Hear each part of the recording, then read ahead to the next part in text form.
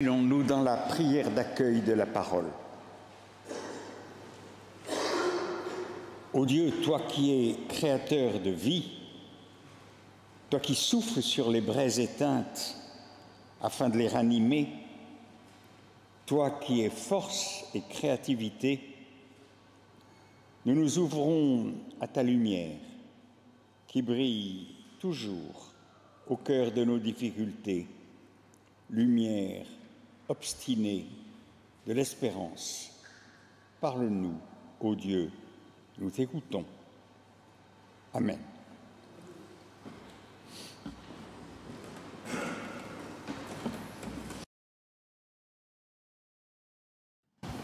Dans l'évangile de Jean, chapitre 4, versets 5 à 14. Jésus arriva dans une ville de Samarie nommée Sichar, près du champ que Jacob avait donné à Joseph, son fils. Là se trouvait le puits de Jacob. Jésus, fatigué du voyage, était assis au bord du puits. C'était environ la 6e heure. Une femme de Samarie vint puiser de l'eau.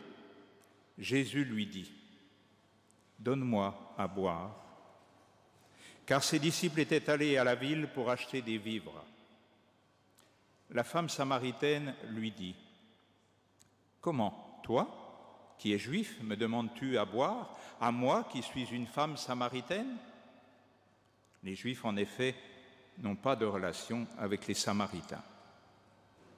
Jésus lui répondit : « Si tu connaissais le don de Dieu et qui est celui qui te dit : Donne-moi à boire, tu lui aurais toi-même demandé à boire, et il t'aurait donné de l'eau vive. » « Seigneur, lui dit la femme, tu n'as rien pour puiser, et le puits est profond. D'où aurais-tu donc cette eau vive ? Es-tu plus grand que notre père Jacob, qui nous a donné ce puits, et qui en a bu lui-même, ainsi que ses fils et ses troupeaux ? » Jésus lui répondit : « Quiconque boit de cette eau aura encore soif, mais celui qui boira de l'eau que je lui donnerai n'aura jamais soif, et l'eau que je lui donnerai deviendra en lui une source d'eau qui jaillira jusque dans la vie éternelle. »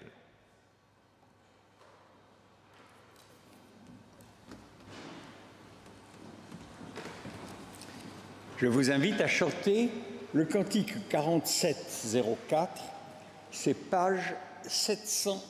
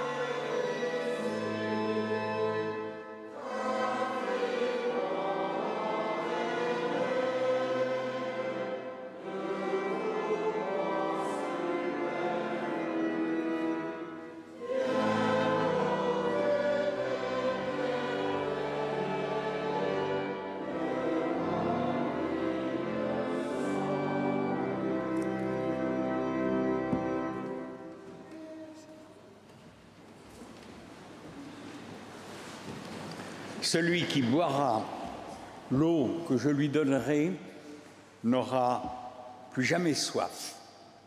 Et l'eau que je lui donnerai deviendra en lui une source d'eau vive qui jaillira jusque dans la vie éternelle. Frères et sœurs, quelle promesse!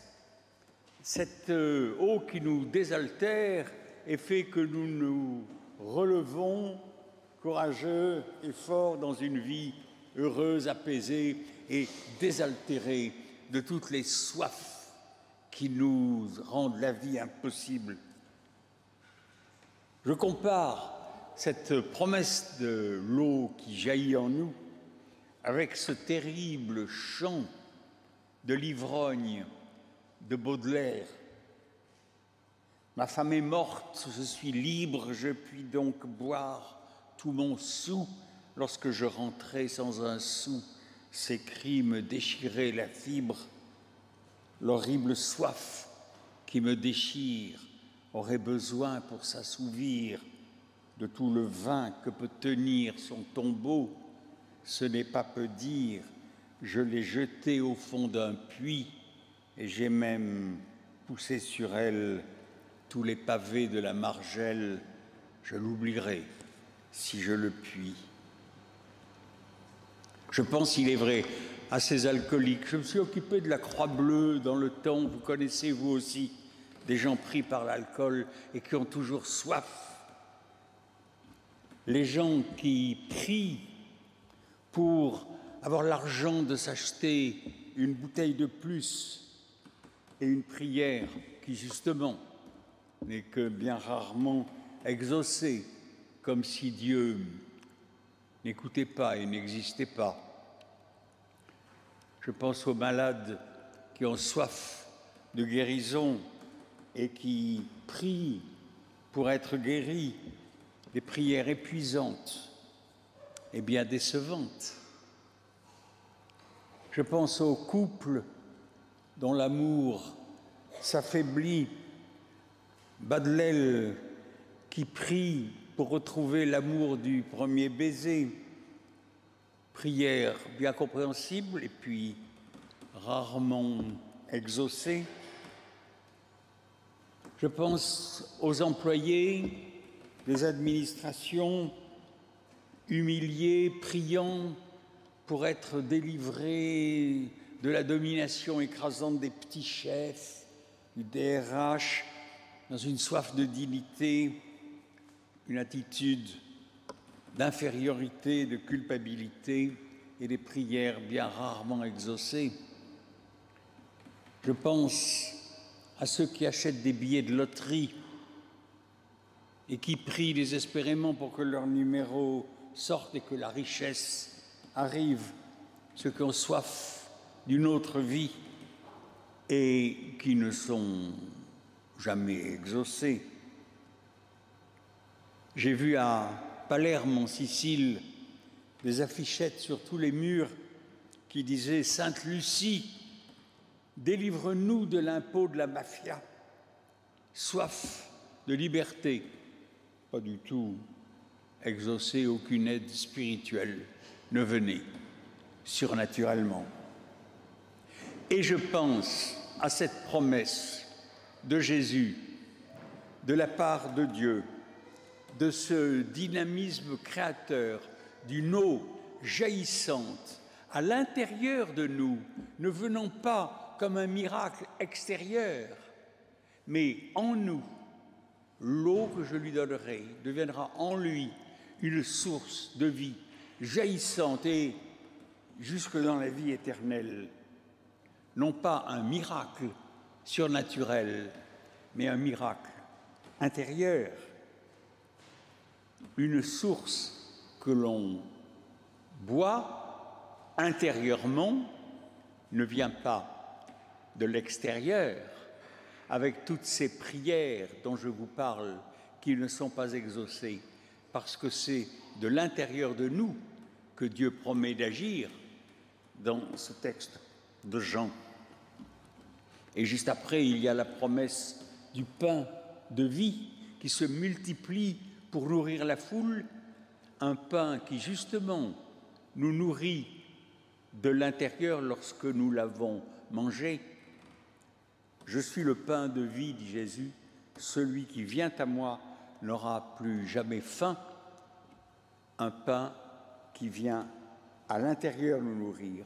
Non pas un Dieu tout-puissant qui vient arranger tout de façon surnaturelle et inattendue, mais une présence intérieure régénératrice qui fait relever la femme écrasée par ces visions qui sont sur les images que j'ai fait mettre sur vos feuilles.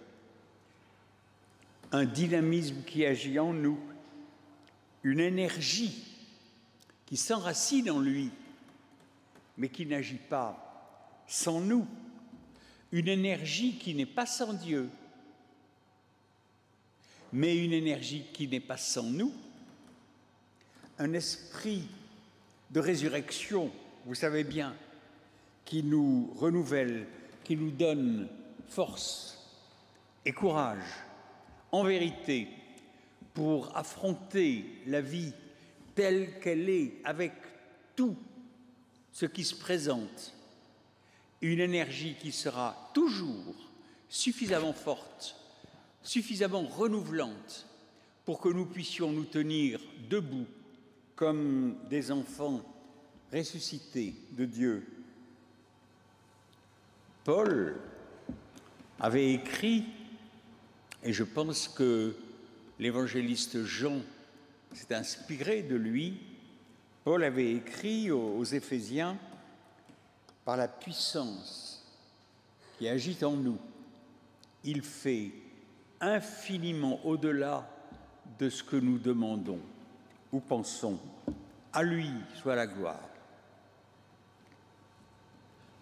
Dieu ne multiplie pas aujourd'hui les pains de façon surnaturelle pour ceux qui ont faim, mais il suscite dans l'esprit de Coluche et de tous ceux qui collaborent au Restaurant du Cœur et de tous ceux qui organisent des repas fraternels et de tous ceux qui nourrissent ceux qui ont faim, Dieu suscite l'esprit du pain de vie qui renouvelle, de telle sorte que l'on vive. Dieu n'enverra pas l'argent à l'alcoolique pour acheter une bouteille de plus, mais il suscitera ceux qui organisent la Croix-Bleue ou les alcooliques anonymes, ces aides dynamiques de renouveau, de telle sorte que l'alcoolique pourra ne plus boire comme une source d'eau fraîche montant en lui et le désaltérant alors, véritablement. Dieu ne guérit pas surnaturellement les malades aguerrissables, mais il donne aux malades et à son entourage le courage de regarder la vie telle qu'elle est là pour eux, encore aujourd'hui. J'aime penser à l'évêque américain Spong qui s'est mis en colère une fois lorsque sa femme avait un cancer qui a eu une rémission. Et quelqu'un lui a dit « Monseigneur, on a fait de tels groupes de prière pour la guérison de votre femme que nous ne sommes pas étonnés qu'elle guérisse. » Et il a dit « Croyez-vous vraiment en un Dieu qui s'occupera de la femme de l'évêque parce que beaucoup de groupes de prière prient pour elle et qui laissera mourir une vieille dans son grenier parce qu'elle n'a pas de groupe de prière pour elle? Croyez-vous en un tel Dieu? Non, certainement pas. Le dynamisme créateur de Dieu, de l'eau vivante en nous, est là pour ceux qui ont une maladie, comme pour ceux qui n'en ont pas, pour affronter la vie telle qu'elle est, avec un sourire dans les yeux.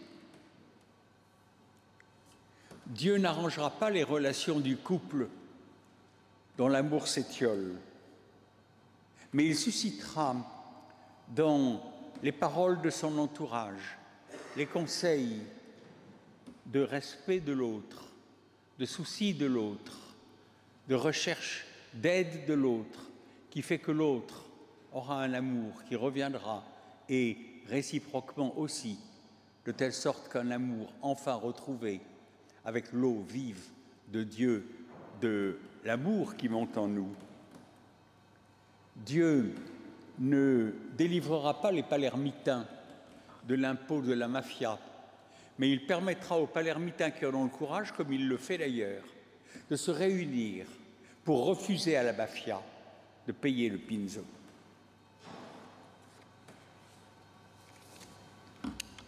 Si vous lisez l'évangile de Jean, vous voyez qu'avant de promettre ce passage magnifique de l'eau de la vie qui rejaillit, Jean nous donne 2 ou 3 textes qui, d'abord, attirent notre attention sur tous les blocages que nous avons toujours tendance à élaborer devant nous pour éviter la présence de Dieu. Le premier blocage qu'il propose, c'est ce fameux texte des noces de Cana, où l'eau destinée aux purifications des Juifs, vous savez, les Juifs qui devaient avoir des purifications rituelles selon la loi de Moïse pour plaire à Dieu, Jésus la transforme en vin de fête, de telle sorte que l'on ne peut plus se purifier rituellement, parce que ce n'est pas cela qui vous permet de vous relever et de marcher. Gestes rituels en lesquels on met bien inutilement sa confiance. Et Jésus disait, vous ne pouvez plus vous purifier, maintenant c'est du vin que vous ne pouvez pas vous mettre sur le corps, mais buvez-le comme un vin de fête, comme on le dira, d'une eau jaillissante. Le récit aussi des marchands que Jésus chasse du temple, ces marchands qui vendaient les bêtes que l'on sacrifiait pour plaire à Dieu et entrer dans une relation avec Dieu qui lui plaise, de telle sorte que peut-être il voudrait bien s'occuper de nous. Et Jésus qui disait, arrêtez tout cela, chassez ces marchands, arrêtez de chercher ces gestes qui plairaient à Dieu pour obtenir de lui qui s'occupe de nous. Il est là déjà, et son eau est déjà là. N'attendez rien de plus si ce n'est d'utiliser ce que vous avez déjà reçu et chassez tous ceux qui vous proposent des rites inutiles. De même, quand il dit à la femme samaritaine, arrête de te demander si c'est à Sichem ou si c'est à Jérusalem qu'il faut prier. Arrête de te demander si c'est à Rome ou à Genève ou ailleurs que tu dois prier. Ce n'est pas cela l'important. L'important, c'est où que tu sois, est-ce que tu puises le dynamisme que Dieu fait monter en toi? Présence créatrice de Dieu et pas d'autre. Il est vrai que comprendre Dieu est difficile et que la question « est-ce que l'on croit en Dieu? Est-ce que vous croyez en Dieu ?» est une question qui entraîne 1000 arguments compliqués.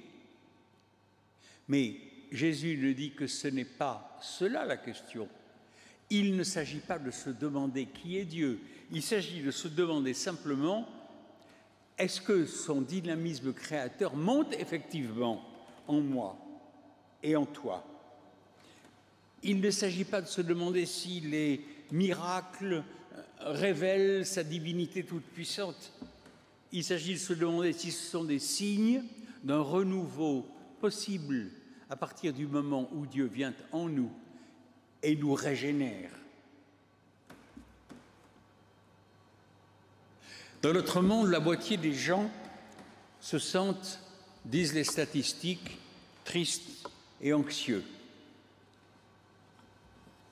en colère, impuissants, coupables, inquiets, jugent le futur inquiétant, l'humanité condamnée.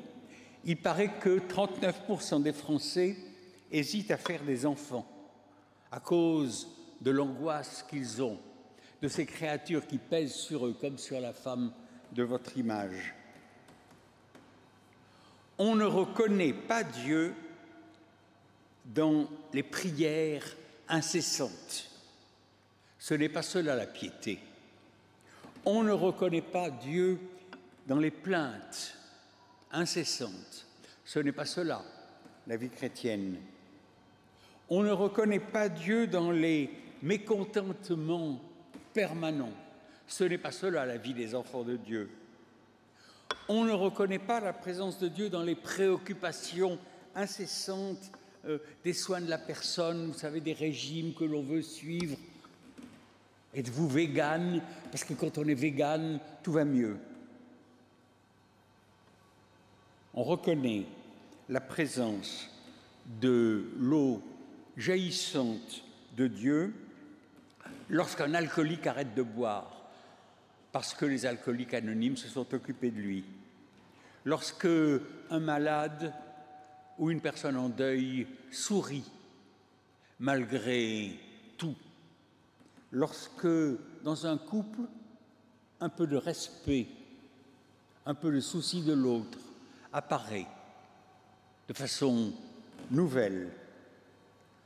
On reconnaît la présence de Dieu lorsqu'à Palerme, des Palermitains se réunissent pour avoir le courage de dire non à ces fous de la mafia. Et voyez-vous, frères et sœurs, malgré tout, cette eau vive, ce pain de vie qui nous sont donnés et qui montent en nous, nous rendent capables d'affronter tout ce qui se produit et ces cauchemars qui nous écrasent et que l'on peut rejeter parce que la puissance qui agit en nous nous permet de faire infiniment au-delà de ce que nous demandons ou pensons. Sans lui, nous ne ferons rien, mais lui ne fera rien sans nous. Béni soit-il. Amen.